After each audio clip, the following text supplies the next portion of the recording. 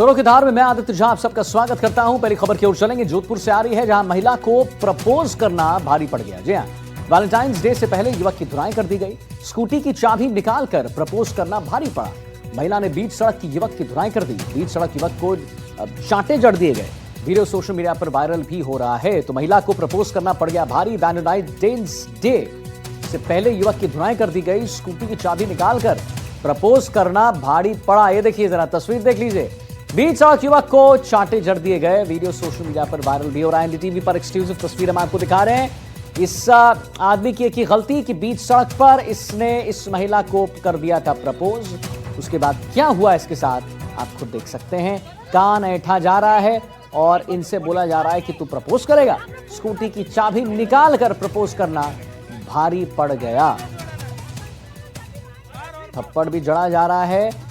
मुकुल परिहार हमारे साथ phone line पर। मुकुल, तो इसने बदमाशी ये की कि ये महिला जब जा रही थी तो स्कूटी का चाबी निकाला और उसके बाद प्रपोज कर दिया। जी बिल्कुल, मैं बताना चाहूंगा वैलेंटाइन डे से ठीक एक दिन पहले जो है ये घटना है और ये जोधपुर के एसएन मेडिकल कॉलेज के बाहर की घटना है। और ये वीडियो जो है महिला के द्वारा जो युवक की पिटाई का वीडियो भी है, ये तेजी से वायरल हो रहा है। और बताया भी जा रहा है कि जो ये युवक है, ये महिला को जो है वो कई दिनों से जो है वो परेशान कर रहा था। कभी उसे चॉकलेट देकर परेशान कर रहा था, तो कभी फूल देकर परेशान कर रहा था, तो कभी कुछ जो है वो भद्दे कमेंट करके जो है उसको परेशान कर रहा था। लेकिन आखिर जो वैलेंटाइन डे से एक दिन पहले जो है इस युवक ने हद ही पार कर दी। जब महिला सड़क पर जो है अपने दोपहिया वाहन पर जा रही थी तो उसने उसको बीच सड़क पर रोककर उसकी गाड़ी की चाबी निकाली और उसे प्रपोज करना चाहा, एक लव लेटर भी देना चाहा, जिससे महिला को इतना गुस्सा आया कि उसने बीच सड़क पर ही जो है इस युवक की जो है इतनी पिटाई की और गिनकर जो है वो 10 चांटे जो है वो उस युवक को लगाए और जो लव लेटर था उसको फाड़ कर उस युवक के मुंह में भी जो है वो जबरदस्ती डालने की कोशिश की। और कह सकते हैं जो आसपास के जो लोग थे वो भी बड़ी संख्या में जो है वह एकत्र हुए, इकट्ठा हुए। और लोगों का कहना है कि जिस प्रकार से एक महिला के साथ में इस युवक के द्वारा जो ये कृत्य किया गया है, ये कतई अच्छा नहीं है। और कह सकते हैं आखिर युवक की पिटाई के बाद युवक ने जो है वो अपनी गलती मानते हुए जो है वो माफी भी मांगी, लेकिन महिला रुकी नहीं। और पुलिस प्रशासन का इस पर क्या कहना है? देखिए, बिल्कुल सही बात है कि गलती है युवक की और हम एनडीटीवी राजस्थान पर बिल्कुल इसका समर्थन करेंगे कि बिल्कुल युवक ने गलत किया, बिल्कुल परेशान कर रहा था। लेकिन बीच सड़क पर महिला का ऐसा करना भी कुछ सवाल खड़े करता है। पुलिस प्रशासन का इस पर क्या कहना है? जी बताना चाहूंगा, ये मामला फिलहाल पुलिस तक नहीं पहुंचा क्योंकि वीडियो जो सोशल मीडिया पर वायरल हो रहा है और जिस प्रकार से दोनों के बीच में जो है ये मारपीट हुई और उसके बाद युवती भी जो है वो चली गई, युवक भी जो है वो चला गया। दोनों पक्षों की तरफ से जो है वो किसी प्रकार के फिलहाल जो जहां तक की जानकारी है वो पुलिस में कोई दोनों पक्षों में से कोई नहीं गया है। लेकिन कह सकते हैं जिस प्रकार से जो सोशल मीडिया पर जो ये वीडियो वायरल हो रहा है उसके बाद जो है कई लोगों की प्रतिक्रिया भी आ रही है कि घटना सही नहीं है। कई लोगों का ये भी कहना है कि युवती के द्वारा जिस प्रकार से इसकी पिटाई की गई, युवक माफी मांगने के बावजूद भी जो है उसकी पिटाई करना ये भी गलत था। लेकिन कह सकते हैं फिलहाल पुलिस में जो है इस संबंध में दोनों पक्षों की तरफ से कोई नहीं गया है। और इस घटना के बाद जो है युवती भी निकल गई वहीं से और जो युवक था वो भी चला गया था। जी चलिए, ठीक है मुकुल, बहुत बहुत धन्यवाद करेंगे महत्वपूर्ण जानकारी देने के लिए। एक्सक्लूसिव तस्वीर अपने दर्शकों को हमने दिखाया है। और अब चलिए आगे बढ़ते हैं। जयपुर के आमेर से एक बड़ी खबर जान लीजिए, जहां अतिक्रमण हटाने की कार्रवाई के दौरान बवाल मच गया। नगर निगम टीम की कैफे संचालक से तनातनी हो गई। होमगार्ड और कैफे संचालक महिला के बीच विवाद हुआ। सामान जब्त करने के विरोध पर गरमाया माहौल और दोनों पक्षों में जमकर बहसबाजी भी हो गई। बहसबाजी के बाद एक दूसरे से खींचातानी हुई है। दोनों पक्षों का एक दूसरे पर मारपीट का आरोप है। घटना का वीडियो सोशल मीडिया पर हो रहा है वायरल। एनडीटीवी राजस्थान हालांकि वीडियो की पुष्टि नहीं करता है। तो देखिए, हम एक्सक्लूसिव तस्वीर आपको दिखा रहे हैं। अतिक्रमण हटाने की कार्रवाई के दौरान कैसे बवाल मचा, नगर निगम टीम की कैफे संचालक से कैसे तनातनी हो गई, होमगार्ड और कैफे संचालक महिला के बीच विवाद हो गया और सामान जब्त करने के विरोध में गरमाया माहौल। दोनों पक्षों में जमकर बहसबाजी हुई और बहसबाजी के बाद एक दूसरे से खींचातानी भी हो गई है। दोनों पक्षों का एक दूसरे पर मारपीट का भी आरोप है। बड़ी खबर सिरोही से जान लीजिए, जहां पर देखिए पुरानी रंजिश को लेकर युवक पर फायरिंग हुई है। फाइनेंस ऑफिस पर बदमाशों ने हमला कर दिया। कर्मचारी पर पिस्टल से 3 राउंड फायरिंग की गई। कर्मचारी ने टेबल के पीछे छिपकर बचाई किसी तरह अपनी जान। सूचना पर जयपति एसपी मौके पर पहुंचे हैं। आसपास के सीसीटीवी में संदिग्ध दिख रहा है हमलावर और दिन दहाड़े फायरिंग से क्षेत्र में दहशत का माहौल है। जिरावल चौराहे के पास स्थित फाइनेंस कंपनी की घटना। कोमल यादव हमारे साथ संवाददाता फोन लाइन पर जुड़ गए। कोमल, क्या है पूरा मामला? पुरानी रंजिश को, कौन सी पुरानी रंजिश की हम बात यहाँ कर रहे हैं? देखिए, दिन दहाड़े हुई इस घटना से एक दहशत का माहौल है और ये सिरोही जिले का रेवदर जो तहसील है, अब रोड रेवदर में पुरानी रंजिश को लेकर के एक युवक पर फायरिंग का मामला सामने आया, जिसमें से 5-6 लोग पहुंचे थे वह ऑफिस में और बदमाशों ने पिस्टल से 3 राउंड की फायरिंग की और जो बंदा था वो जिस पर फायरिंग की उसने छुप करके अपनी जान बचाई है और अपना जान बचाने के बाद वहां पे पुलिस प्रशासन को सूचना दी। सीसीटीवी खंगाले जा रहे हैं और तुरंत जो है इस मामले पे पुलिस लगी हुई ताकि आरोपियों को गिरफ्तार किया जा सके। हालांकि अभी तक किसी को कोई नुकसान नहीं हुआ, लेकिन जिस तरीके की फायरिंग की घटना है वहाँ पे पिस्टल उस्टल भी मिले हैं और पुलिस बड़ी संदिग्धता से इस पूरे मामले की तलाश कर रही है। चलिए ठीक है कोमल जी, बहुत बहुत धन्यवाद आपका महत्वपूर्ण जानकारी देने के लिए। आगे बढ़ते हैं, 12 से बड़ी खबर जान लीजिए। 10वीं की छात्रा ने आत्महत्या कर ली है। परीक्षा देने के बाद फांसी के फंदे से झूल गई छात्रा। फेल होने के डर से छात्रा ने फांसी लगा ली। पिछले साल 10वीं में फेल हो गई थी छात्रा और इस साल वापस 10वीं का पेपर वो दे रही थी। वाजिब की बात थी कि मेंटल स्ट्रेस था। अंता एनटीपीसी कारखाने की टाउनशिप का ये पूरा मामला बताया जा रहा है। एनटीपीसी से सूचना मिली थी कि यहाँ पे एक बालिका ने सुसाइड कर लिया। इस पर मैं जाब्ता के वहाँ मौके पे पहुँचा, जहाँ पर बालिका अपने एनटीपीसी हॉस्पिटल में बेड नंबर 1 पे लेटर रखी थी और डॉक्टर साहब से पूछताछ करी, उन्होंने बताया कि ये एक्सपायर हो गई। क्या कारण आया सामने सर इसका? इसका पिता अपने एनटीपीसी में CISF में जवान है, तो कुक का काम करते हैं। ये बालिका जो गुंजन नाम था इसका, उम्र 16 साल है। ये गए साल 10th क्लास में थी, ये फेल होगी। उसके बाद वापस इस साल 10th का पेपर दिया था, कल इंग्लिश का पेपर दे के आई थी। हमारे साथ फोन लाइन पर जुड़ गए अर्जुन। वाजिब सी बात थी कि एक मेंटल स्ट्रेस से गुजर रही थी ये बालिका। फेल होने के डर से छात्रा ने फांसी लगाई। क्या कहना है इनके पेरेंट्स का, उनके उसके बारे में बताइए जरा। जी, पेरेंट्स जो है अभी जो है पूरा परिवार सदमे में है, कुछ बता नहीं पा रहा है। लेकिन जो पुलिस से जो मीडिया की बात की तो ये पेरेंट्स भी पोस्टमार्टम रूम पे पहुंचे थे, लेकिन वो बात उन्होंने मीडिया से नहीं की। लेकिन उनका जो दुख था वो साफ झलक रहा था, क्योंकि एक बेटी पिता ने खो दी है, परिवार ने खो दी है, जो 10वीं क्लास में थी और दूसरी टर्न उसका 10वीं का था, क्योंकि पहली बार जब उसने एग्जाम दिया था तो वो सफल नहीं हो पाई थी। दोबारा उसने ट्राई किया था और कल ही माध्यमिक शिक्षा बोर्ड की परीक्षा ही शुरू हुई थी, दोबारा 10वीं का एग्जाम दे रही थी। लेकिन वो कहीं ना कहीं तनाव में थी, क्योंकि जब एग्जाम दे कर आई, अंग्रेजी का उसका पेपर था और पर्चा करके आने के बाद जब घर आई तो वो खाना खा के कमरे में चली गई और गुमसुम थी। उसके बाद जब 4 बजे माँ और छोटी बहन जब उसे आवाज लगाई उसको, जब कमरे के अंदर से कोई हलचल नहीं आई, कोई आवाज नहीं आई, तो माँ ने और छोटी बहन ने दरवाजा खटखटाया। उसके बाद इस तरह की जो घटना सामने आई, पूरा परिवार जो है इस बेटी का वो सदमे में है। मूलत रहने वाला परिवार बिहार का है, पिता जो है CISF में है, कुक है, एनटीपीसी जो कारखाना है जहाँ पर गैस से बिजली बनती है।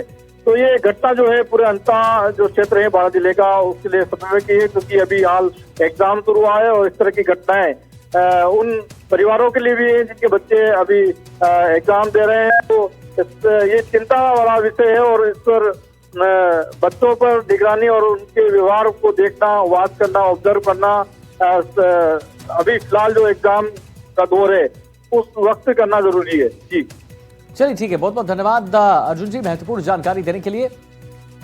आगे बढ़ते हैं, किशनगढ़ से एक बड़ी खबर जान लीजिए। सरकारी डिस्पेंसरी की बड़ी लापरवाही सामने आई है।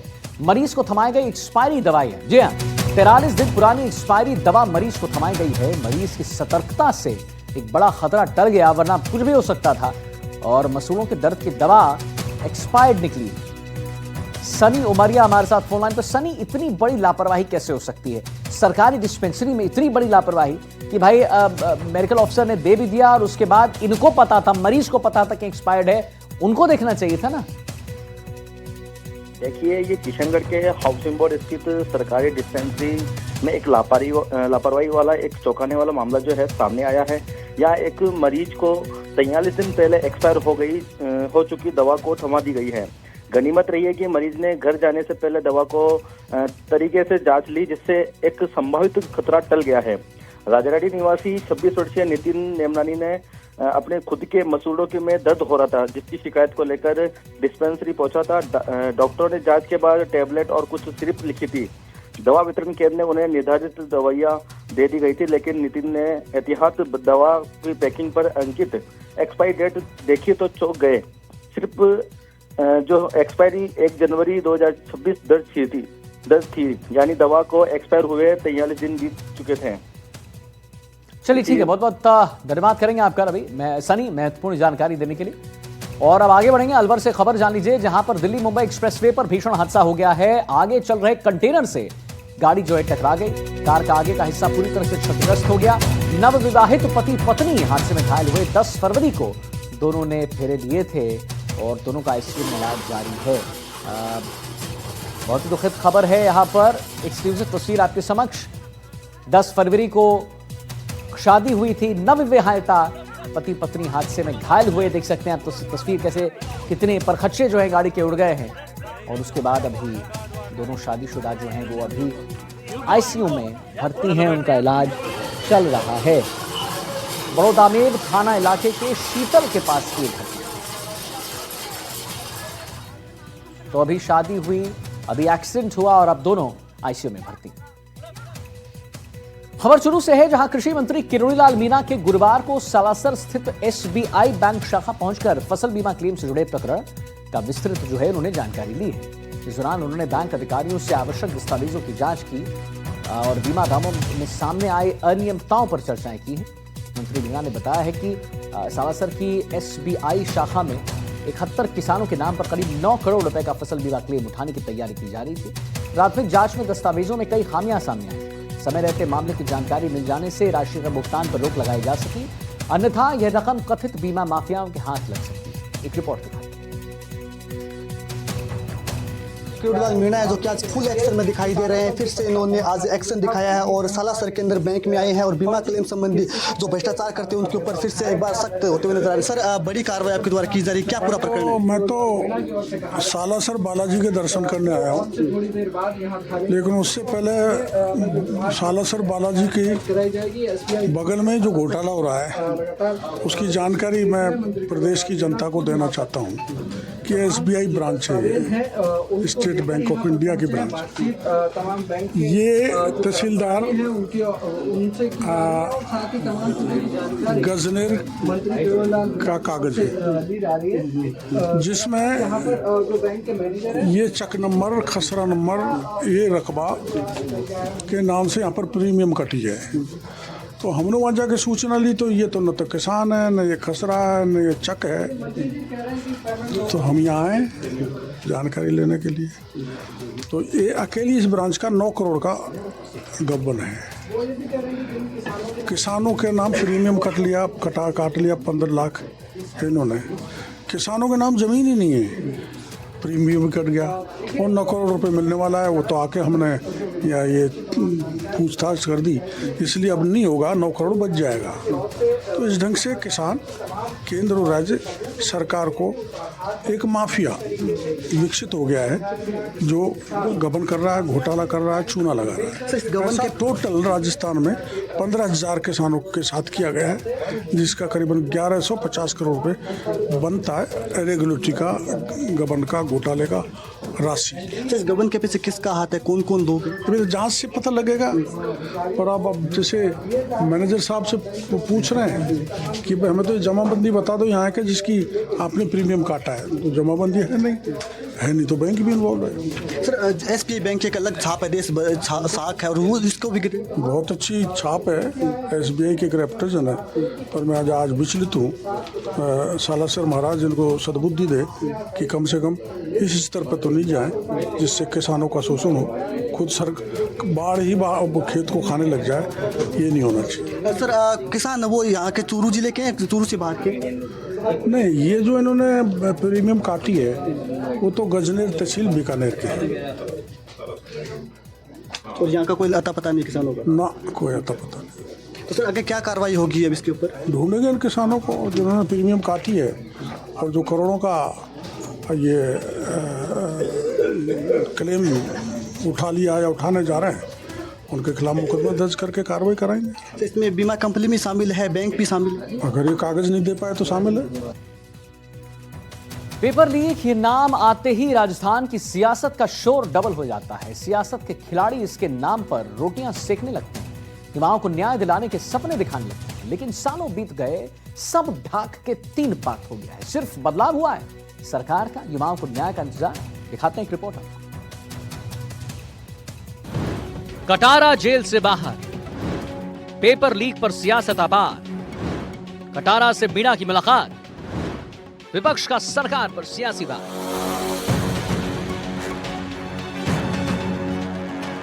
प्रदेश में पेपर लीक मामले को लेकर सियासत लगातार गर्माती जा रही है। आरपीएससी के पूर्व सदस्य बाबूलाल कटारा से जेल में मंत्री किरोड़ीलाल मीणा की मुलाकात और उसके बाद मंत्री की तरफ से मुख्यमंत्री भजनलाल शर्मा को लिखे पत्र के बाद सत्ताधारी पक्ष अब कांग्रेस पर हमलावर है। कांग्रेस विधायक टीकाराम जूली ने आरोप लगाया है कि कमजोर पैरवी के कारण बाबूलाल कटारा को राहत मिली, जबकि पिछली सरकार ने इस मामले में सख्त कार्रवाई की थी। तब एक तरफ आपने युवाओं से वादा किया हुआ है कि हम जो है निष्पक्ष रूप से कार्रवाई करेंगे, आरपीएससी को भी मजबूत करने का काम करेंगे। इन लोगों ने तो भंग करने की भी बात कही थी इनके नेताओं ने। और आज बाबूलाल कटारा की जो जमानत हुई वो कमजोर पैरवी की वजह से ही तो हुई। तो ये सिर्फ बातें करने के लिए है क्या? ये मजबूती से करते ही। और अगर आगे भी कोई कार्रवाई करना चाहते हैं तो मैं समझता हूँ इनको मजबूती से कार्रवाई करनी चाहिए। कोई भी दोषी है वो बख्शा नहीं जाना चाहिए। जूली के आरोपों पर सरकार ने पलटवार किया है। संसदीय कार्य मंत्री जोगाराम पटेल ने बाबूलाल कटारा के बयान के आधार पर कांग्रेस पर निशाना साधते हुए कहा कि कांग्रेस के बड़े नेताओं को इसका जवाब देना ही चाहिए। बाबूलाल जी कटारा द्वारा अपना दिया गया वक्तव्य है, कथन किया गया है और उन्होंने जो स्वीकारोक्ति की है उस पर मेरा नम्रता से निवेदन है कि कांग्रेस के बड़े बड़े पंडित इसका जवाब दे। जोगाराम के बयान पर कांग्रेस और हमलावर हो गई। विधायक दल के सचेतक रफीक खान ने कहा कि सरकार को शर्म करनी चाहिए क्योंकि ढीली पैरवी के कारण बाबूलाल कटारा को जमानत मिली। शर्म करनी चाहिए इनको। इनकी ढीली पैरवी की वजह से आदमी की जमानत हो गई। इन्होंने तो कुछ किया नहीं, बातें करी, कार्रवाई हमने करी, पकड़ा हमने, केस हमने बनाए। इन्होंने क्या किया? इन्होंने तो सिर्फ बातें ही बातें। तो बातों से नहीं होगा, काम करना पड़ेगा, परफॉर्मेंस करनी पड़ेगी। आपकी ढीली पैरवी की वजह से उनकी जमानत। वहीं गृह राज्य मंत्री जवाहर सिंह बेढम ने पेपर लीक की घटनाओं को दुर्भाग्यपूर्ण बताया और कहा कि पेपर लीक करने वालों ने युवाओं के अधिकारों पर कुठाराघात किया। पेपर लीक करने वाले लोगों ने निश्चित रूप से युवाओं के अधिकारों पर कुठाराघात किया था, उनके अधिकारों पर अतिक्रमण किया था। अब हमारी सरकार पारदर्शिता से परीक्षाएं आयोजित करा करके युवाओं के सपनों को साकार करने का काम कर रही है। मैं निश्चित रूप से कह सकता हूं, माननीय मुख्यमंत्री जी के नेतृत्व में युवाओं के सपनों को साकार करते हुए निष्पक्षता से, बिना किसी भेदभाव के, बिना किसी लीकेज के पेपर आयोजित कराए जा रहे हैं और हमारी सरकार इसके लिए कृत संकल्प है। वही पेपर लीक के खिलाफ पिछले सरकार के समय युवाओं की आवाज बनने वाले मंत्री किरोड़ीलाल मीणा ने विपक्ष पर पलटवार किया। मीणा ने कहा कि मामले में अभी भी कई बड़ी मछलियां बाहर हैं। पेपर लीक नहीं, ओएमआर सीट में हेराफेरी है। जो आरएस परीक्षा 2018-2021 में की गई, उसमें मैं जो गिरफ्तार थे बाबूलाल कटारा, उनको मिला था। उन्होंने अपनी आप बीती तो बताई, लेकिन उन्होंने कहा मैं ही नहीं, इसमें बहुत है। तो वो नाम जो है किस किस ढंग से गड़बड़ हुई उसकी जानकारी मैंने माननीय मुख्यमंत्री जी को दे दी है और कहा है कि आरएस परीक्षा 2018 और 2021 की भी जांच एसओजी या कोई मजबूत एजेंसी से करवाई जाए। मैंने 3 नाम बताए, उनको पकड़ेंगे, जिसमें शिव सिंह राठौड़ है, दीपक उप्रेती है और एक चेयरमैन श्रोत्रिय है। इनको पकड़ेंगे तो बड़े लोग भी जुड़ेंगे। कुल मिलाकर देखा जाए तो जिस पेपर लीक पर सत्ता बदल गई, जिस पेपर लीक के बूते 2 चुनाव हो गए, लाखों युवाओं का भविष्य अंधकार के काले साए में चला गया, उसी पेपर लीक के मुख्य आरोपियों का जेल से बाहर आना बड़े सवाल खड़े करता है। कभी कभी तो लगता है मानो सत्ता पक्ष हो या विपक्ष, दोनों के लिए युवा सिर्फ चुनावी मुद्दा है। अगर ऐसा नहीं होता तो अब तक पेपर लीक करने वाले सलाखों के पीछे होते और सजा काट रहे होते। Bureau report, NDTV, Rajasthan. Rajasthan विधानसभा में कांग्रेस विधायक रोहित बोहरा पर सदन के भीतर अश्लील इशारे करने के मामले में आज मर्यादा और आचरण को लेकर सियासत देखने को मिली है। सत्ता पक्ष ने इसे विधानसभा की गरिमा के खिलाफ बताया है और कार्रवाई की मांग उठाई है, जबकि कांग्रेस इस मामले का बीच बचाव करती नजर आई है। एक रिपोर्ट आई, आपको दिखाते हैं।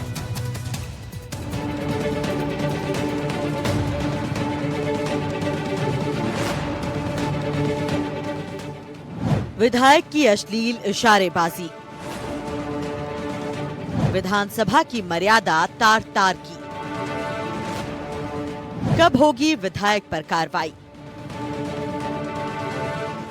विधानसभा एक ऐसी जगह जहां तय होता है प्रदेश के भविष्य का फैसला, जहां गरिमा होती है माननीयों का कहना और मर्यादा का पढ़ाया जाता है पाठ। लेकिन अगर ऐसी ही जगह मर्यादा तार तार होने लगी तो क्या होना चाहिए? जी हाँ, राजस्थान के सदन में उसी मर्यादा पर गहरा आघात लगाया गया है, जहां राजाखेड़ा से कांग्रेस विधायक रोहित बोहरा ने अश्लील इशारों से सदन की गरिमा को धूमिल करने का काम किया है, जिसका वीडियो वायरल हो रहा है। वीडियो में विधायक ने जो इशारे किए हैं वो किसी जिम्मेदार माननीय को शोभा नहीं देते। ऐसे में इसके खिलाफ भारतीय जनता पार्टी लामबंद हो गई है और सख्त कार्रवाई की मांग की। सत्ता पक्ष ने इसे सदन की मर्यादा के खिलाफ बताया और आपत्ति दर्ज कराई। रोहित बोहरा जी ने जिस तरह की, मैं क्या कहूँ, जिस तरह का जो उन्होंने व्यवहार दिखाया, आज सब अखबारों में संपादकीय में भी छपा है। अध्यक्ष महोदय, मैं चाहता हूँ राजस्थान की जो गौरवमय इतिहास इस विधानसभा का जो पूरे देश में माना जाता है, आप ऐसी व्यवस्था करें और उस सदस्य के खिलाफ इस तरह की कार्रवाई करें कि भविष्य में इस तरह की घटना नहीं हो। अध्यक्ष महोदय, ये बहुत गंभीर मामला है, वो माफी मांगे और जो अध्यक्ष महोदय करें आप करें, लेकिन व्यवस्था आपको देनी है। अध्यक्ष महोदय, राजस्थान विधानसभा का एक गरिमापूर्ण इतिहास रहा है। हम आपस में हो सकता है कभी कोई उत्तेजना के क्षण भी आ जाते हैं, लेकिन आपसी मेल मिलाप यह हमारी व्यवहार में, हमारी वाणी में, चाहे विधानसभा के अंदर है या विधानसभा के बाहर है, ठीक होना चाहिए। और जैसा आज अनेक समाचार पत्रों ने संपादकीय में लिखा है और मुझे ऐसा भी बताया गया है कि अनेक टीवी चैनलों ने भी ये समाचार प्रकाशित किए हैं, दिखाएं, चलचित्र दिखाएं। बड़ा गंभीर विषय है, आप इसको गंभीरता को समझें, क्योंकि अगर संपादकीय हमारे किसी आचरण के बारे में लिखता है और विधानसभा के अंदर, विधानसभा की चलती कार्रवाई के दौरान अगर लिखता है तो इतना गंभीर विषय है। इसलिए इस संबंध में तो आप गंभीरता से विषय कर, ऐसे माननीय सदस्य को इस विधानसभा के इस सदन में रहने का अधिकार नहीं है। साहब, मैं हूँ। सत्ता पक्ष के कड़े रुख के बीच कांग्रेस का बयान गैर जिम्मेदाराना नजर आता है, जिसमें उसने आरोपों को ज्यादा तूल न देने की बात कही। कांग्रेस विधायक रफीक खान ने कहा कि ये कोई इतनी बड़ी बात नहीं है। जिस तरह की बात आप रेस करना चाह रहे हो कि भी ऐसी कार्रवाई हो, ऐसी हो, इतनी बड़ी बात भी नहीं है। कोई दूसरे सदस्य बोल रहे थे, सुनो तो सही, अरे सुनो तो सही, अरे आप सुनो, अरे सुनो तो सही, आप सुनोगे नहीं, सुनोगे। अरे हरिमोहन जी, निर्णय तो मैं करूंगा। बूंदी से आने वाले सदस्य अपना वक्तव्य दे रहे थे, लंबा क्यों चला? बूंदी से आने वाले सदस्य अपना वक्तव्य दे रहे थे, वो कोई वक्तव्य नहीं दे रहे थे, वो अपनी सीट पे बैठे हुए थे। तो मैं जो बात आपको कहना चाह रहा हूँ कि जैसे पहला प्रेसिडेंस रहा है उसी तरीके से बात हो जाए। वहीं मामले में बढ़ती सियासी तल्खी के बीच विधानसभा अध्यक्ष ने हस्तक्षेप किया। स्पीकर वासुदेव देवनानी ने कहा कि वे पूरे वीडियो की जांच करेंगे। यह जो चर्चा निम्बेड़ा के आने वाले सदस्य और संसदीय मंत्री और इधर के सचेतक ने जो विषय उठाया है, वह विषय बहुत गंभीर है। हम लोगों को 8 करोड़ जनता यूट्यूब से देखती है और हम 2, 2.5 लाख, 3 लाख मतदाताओं से निर्वाचित होकर के आते हैं। तो सदन के सदस्य से अपेक्षा होती है कि वह गरिमा में व्यवहार करे, मर्यादा में रहे और हम सब के रहे। अभी जो मुद्दा उठाया है, मैं इसका वीडियो देखूंगा और वीडियो देखने के बाद जो मुद्दा उठाया है, यदि वो गरिमा के अनुकूल नहीं होगा, मर्यादा के अनुकूल नहीं होगा, तो उचित कार्रवाई की जाएगी। इस बीच भारतीय जनता पार्टी ने भी अपने आधिकारिक सोशल मीडिया अकाउंट पर वीडियो साझा करते हुए कांग्रेस पर निशाना साधा और लिखा कि यही कांग्रेस के संस्कार हैं।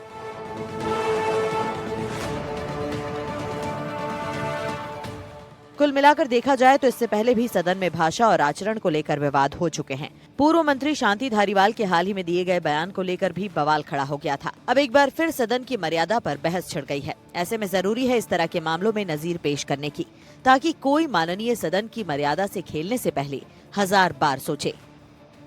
एनडीटीवी के लिए जयपुर से सुशांत पारिक की रिपोर्ट।